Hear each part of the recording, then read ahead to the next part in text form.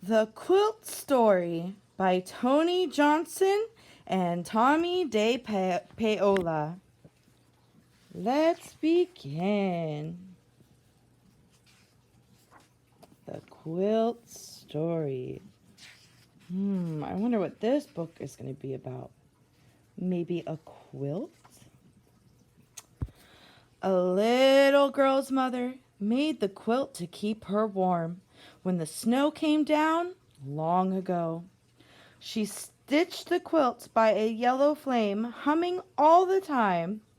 She stitched the tails of the falling stars, and she stitched the name Abigail.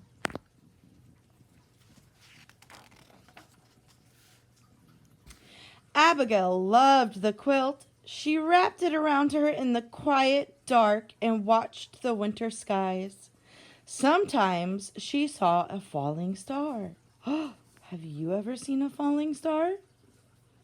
Sometimes Abigail played in the woods near her home. She had tea, her dolls had tea, and the quilt had tea all over it. Oh my goodness. What do you think's going to happen to the quilt with the tea on it? It's going to get dirty, huh? Maybe it needs to be washed. Sometimes she pretended the quilt was a gown. She wore it to town on her horse, clop, clop, clop, and it tore. Oh no.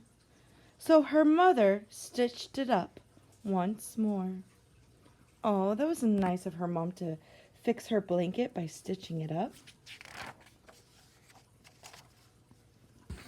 Sometimes she played hide and seek with her sisters. She laughed and cried, "Don't peek," and hid under the quilt, and everyone found her. Sometimes Abigail was sick. She sneezed and then slept under the quilt, and she felt better. One day, Abigail's family moved away across wide rivers and over a rock-hard trail.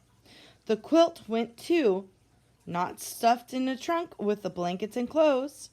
It kept the little girls warm from the wild winds, warm from the rain, warm from the sparkling nights.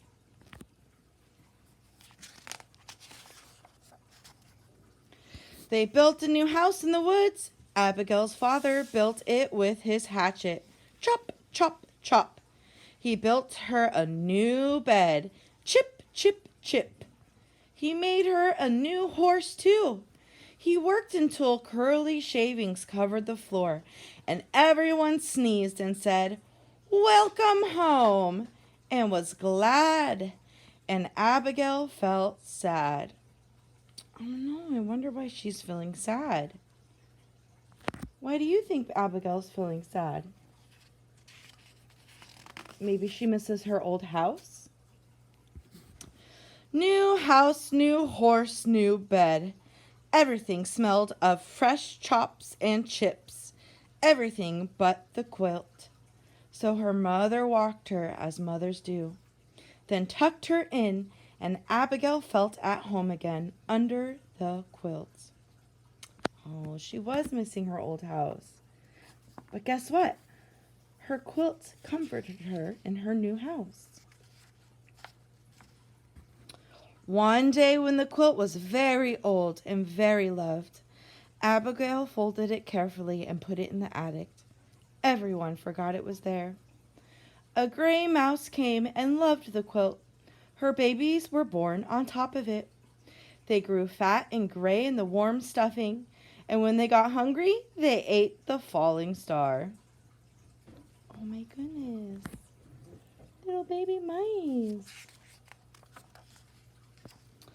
A raccoon came and loved the quilt. She dug a hole in a corner with her black paws and hid an apple there. A cat came and loved the quilt, a patchwork cat. It rolled on the stars and stuffing spilled out like snow. Then the cat curled up in the snow and purred. Aw, even animals love cozy things like quilts. Kitty, kitty, called the little girl. She found her cat and she found the quilt splashed with patterns of sun. The little girl wrapped the quilt around her and she loved it too. Aw, she even loves it, even though it's a little torn and messed up. Can you make it like new? She asked her mother. So her mother patched the holes. She pushed fresh stuffing in. She stitched the long tails on the stars to swish across the quilt again.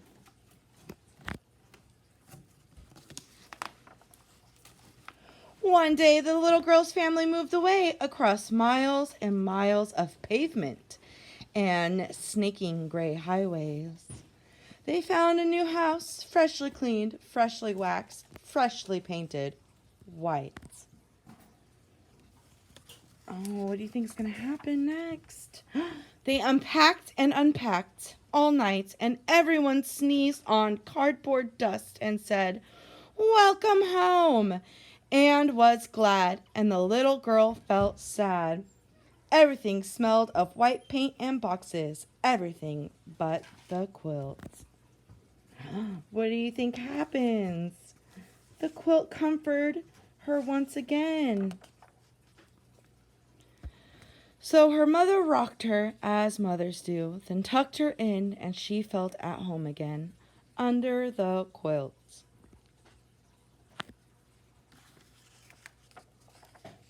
Abigail, the ends.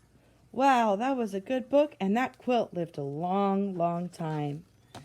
Thanks for watching, boys and girls. Have a wonderful day.